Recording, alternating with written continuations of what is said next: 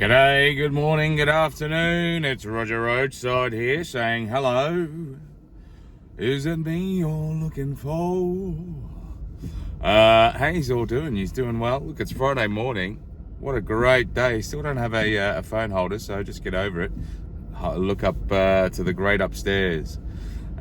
See if you can spot Jeepers. He's probably floating about up there. But I just had a question. And look, this is a question. I did a video on the Mendelssohn security breach yesterday, which I was, I was proud of myself because I did the video, I released it, within minutes of the story breaking. So I kind of now consider myself as a on the beat journalist. I like to wear a trench coat and maybe a fedora, and that's where I see myself at the moment. But obviously there's been a massive follow-on from that now, hasn't there? This morning we've woken up to a plethora of news and opinions and thoughts and just sheer I don't know, it's sort of half of one and half of the other, isn't it? It's surprising, but yet it's not surprising. It's surprising that we can be in a world like this, or a society like this, or a situation like this, whereby we have a flipping governmental party that's led by someone who is just completely inept. And the sheer fact that we sent over someone to the US who had failed their vetting is just ridiculous.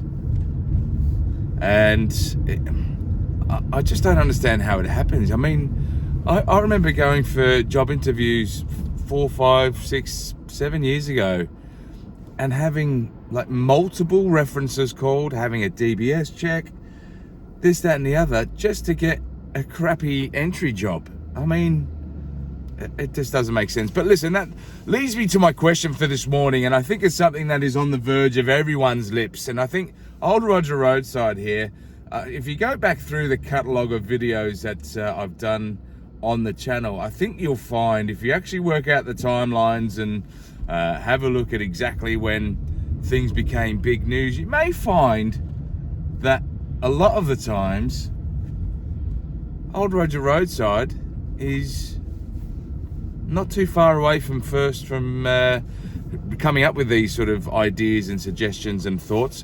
Listen, I think that Labour is cooked. And I don't think they're just cooked for this election. I think that they're cooked for good.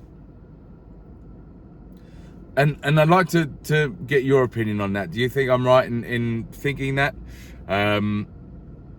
I think that and I sort of touched on this yesterday in yesterday's video, but the work that Keir Starmer has done over the last 18 months or so to unravel the decades of reputation that the Labour government had acquired and built, I think is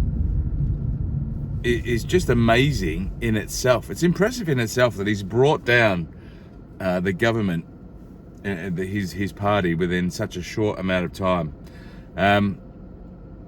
I think, for what it's worth, and I just think that the general conception, or perception I should say, of the party had always been, at least in my mind, it had always been the working classes party. It had always been the one that was for the everyday person like myself, probably maybe like yourself, and that's who it was for. Now, did we always vote them into power? No, we didn't, because sometimes, although what happens in the markets and what happens in the economy and all that sort of stuff has a direct impact on me. I'm not intelligent enough to come up with the answers to fix that, or to maintain that, or to keep that ticking along. So there obviously have been times where we've voted in other people that that was their strength, i.e. the Conservatives and stuff like that. But if you asked anyone for the last 20 odd years who would be the party for the people, the everyday person, you would most likely get a response back saying, well, it's Labor. The clue is in the name. But I've never known Labor to be so lefty liberal. I've never known Labor to be so lawyered up. And I know that Sir Keir Starmer is a lawyer at heart. He's not a politician. He's not he's not someone that should really be working in the government. He's a lawyer, and he's a human rights lawyer, and we all know what they're like at the moment. But it's one of those situations whereby you go, do you believe that this is salvageable for Labor? Because they seem like they've gone so far left that I don't even think half of the staunch Labor supporters, I don't even think they recognise them anymore. I don't think they recognise this group. So yeah, well, listen, what are your thoughts? Do you think I'm right in thinking that?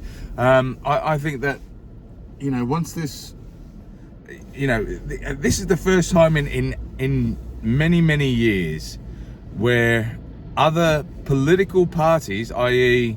the Greens, i.e. Reform, i.e. Rupert's party, have now sort of come out the blocks, and I think that we're so used and we're so conditioned to having two serious parties to choose from that I think we'll now get to a point where we'll be expecting there to be multiple parties, and I think those that were Labor followers from many, many years ago will shift over into something else, whether that be the Greens or something else. I don't know, but I don't know. It just seems like the sands are shifting, and it seems like someone is. I don't think that for the rest of time or for the next 10, 15, 20 years, there's going to be consistently 3, 4, 5 political powers to choose from. So, I really think Labor's done. I think they're cooked. Do you think I'm right? Do you think I'm wrong? Get your comments down below. Make sure you subscribe to the channel. It really does help me out. And yeah, like the video. Helps me help you. So, do it. But listen, this is Roger Roadside saying thank you, Mother, for the rabbits. Appreciate you coming along. Appreciate the support. Do you think Labor is cooked? Bye.